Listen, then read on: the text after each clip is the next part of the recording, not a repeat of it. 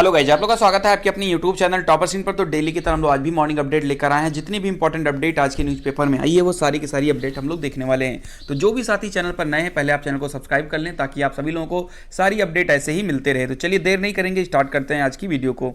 चलिए गए तो वीडियो स्टार्ट करने से पहले आप सभी लोगों के लिए एक जरूरी सूचना है। अगर आप सभी छात्र एसएससी एमटीएस एग्जाम की तैयारी करते हैं तो ऑल बोर्ड की तरफ से बिल्कुल फ्री मॉक टेस्ट लाना है। ये मॉक टेस्ट बिल्कुल फ्री, आपको कुछ भी पे नहीं करना है। और यह जो मॉक टेस्ट है वो बिल्कुल जो है टेस्ट जो है आपका बेस है लेटेस्ट पैटर्न पर। और अगर आप इस टेस्ट को देखते हैं तो आपको ये पता लगेगा कि आपकी ऑल इंडिया में रैंक कितनी है। साथ ही साथ आपको डिटेल सोल्यूशन मिलेगा। तो 100 क्वेश्चन है 100 मार्क्स के और 90 मिनट इसके लिए आपको समय मिल जाता है। साथ ही साथ अगर आप लोग आरआरबी ग्रुप डी के एग्जाम की तैयारी करते हैं तो उसके लिए भी आपको फ्री मॉक टेस्ट मिल जाएगा। तो ये दोनों लिंक आपको डिस्क्रिप्शन बॉक्स में मिल जाएगी। जैसे ही आप डिस्क्रिप्शन बॉक्स में दी गई लिंक को क्लिक करेंगे कुछ इस प्रकार का इंटरफेस ओपन हो जाएगा। यहां पर आपको ईमेल आईडी, अपना मोबाइल नंबर और पासवर्ड डालकर आपको रजिस्टर कर लेना है। रजिस्टर करने के बाद आपके पास कुछ इस प्रकार का इंटरफेस ओपन हो जाएगा। इसमें आपको जो है नीचे चले आना और यहां पर आपको एसएससी एमटीएस मॉक टेस्ट जो आपको टेक टेस्ट दिख रहा होगा इस पर आपको क्लिक कर देना है। सबसे पहली जो अपडेट आई है वो यूपी स्कॉलरशिप को लेकर के आई है। आप यहाँ पर देख सकते हैं आज की डेट का न्यूज़पेपर है 8 मई का। यहाँ पर लिखा है कि 91,000 छात्रों की शुल्क भरपाई फंसी।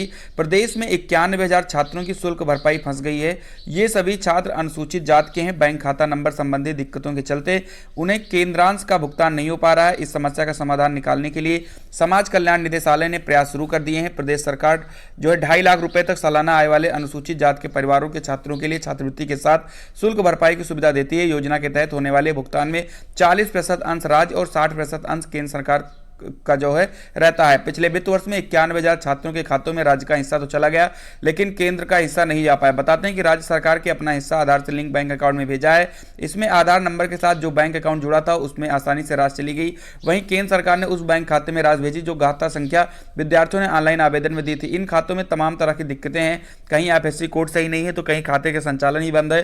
तमाम छात्रों के खाते नंबर भी गलत बताए जा रहे हैं। नतीजतन इन छात्रों के खातों में राशि नहीं जा पाई। इन छात्रों को कुल 200 करोड़ रुपए का भुगतान होना है।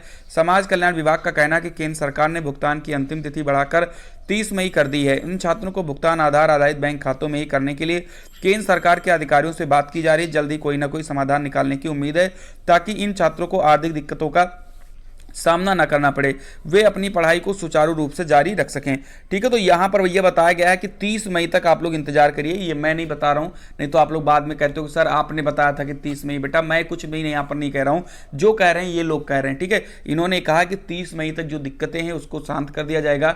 जो राज्य सरकार को जो देना था वो उन्होंने दे दिया है। जो केंद्र सरकार से जो 60% छात्रों को जो पैसा मिलता है वही पैसा जो है फंसा हुआ है। तो यहाँ पर यह बताया जा रहा है कि 30 मई तक आप लोगों को वेट करना है। अगर ये मैं कहते हूँ कि 30 मई तक वेट करो तो आप लोग बाद में फिर कहते हो सर आपने कहा था नहीं है। मैं कुछ नहीं कह रहा हूं, जो ये लोग ऑफिशियल अपडेट दे रहे हैं उसी ऑफिशियल अपडेट के माध्यम से आपको इस चैनल के माध्यम से सारी चीजें बताई जा रही हैं। तो कहीं ना कहीं आप लोग वेट कर लीजिए, देखते हैं आगे क्या होता है। ठीक है, अगर अपडेट अच्छी लगा करें ना तो सब्सक्राइब कर लिया करो चैनल को, क्योंकि इसी चैनल पर आपको सारी अपडेट बिल्कुल सही मिलती है। क्योंकि यहां पर कोई ऐसी अपडेट नहीं होती है कि हाँ अपने मन से बनाकर कोई अपडेट दे दी जाएगी। अगर कोई ऑफिशियल अपडेट आती है वो दिया जाता है, वो अलग की बात है कि ये ऑफिशियल लोग कुछ काम ना करें तो वो अलग चीजें होती हैं। ठीक है, चलिए बढ़ते हैं आगे की तरफ।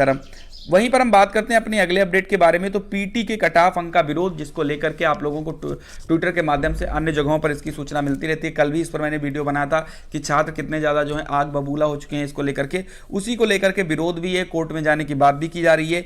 लिखा है कि पीटी के कट ऑफ अंक का विरोध, टीटी की तरह सभी वैकेंसी के लिए हो निर्धारण, मांग नहीं पूरी हो जाएंगे कोर्ट।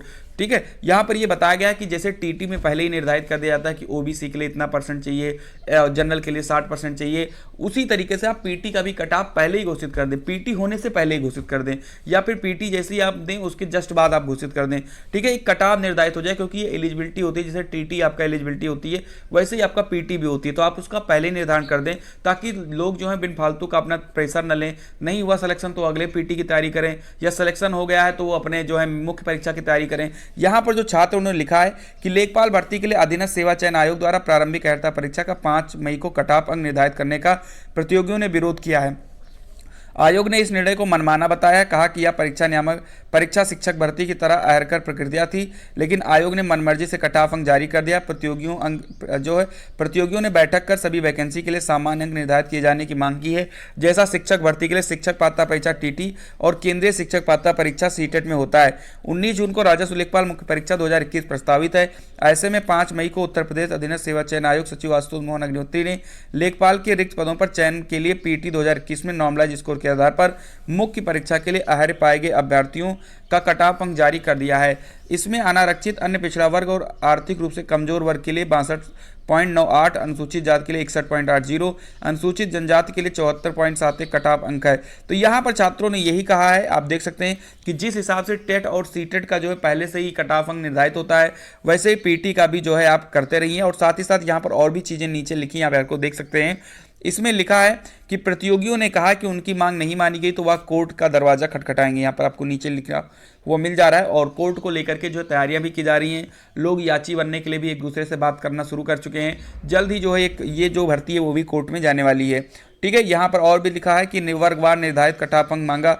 अधीनस्थ सेवा चयन आयोग की पीटी में सभी वर्गों के लिए वर्गवार कट ऑफ अंक निर्धारित किए जाने की मांग मुख्यमंत्री से की गई है। युवा मंच अध्यक्ष अनिल सिंह ने मुख्यमंत्री को लिखे पत्र में बताया कि पीटी में विभिन्न भर्तियों में पदों की संख्या के सापेक्ष 15 गुना अभ्यर्थियों को मुख्य परीक्षा में क्वालिफाई कराने से विसंगति पैदा हो गई है।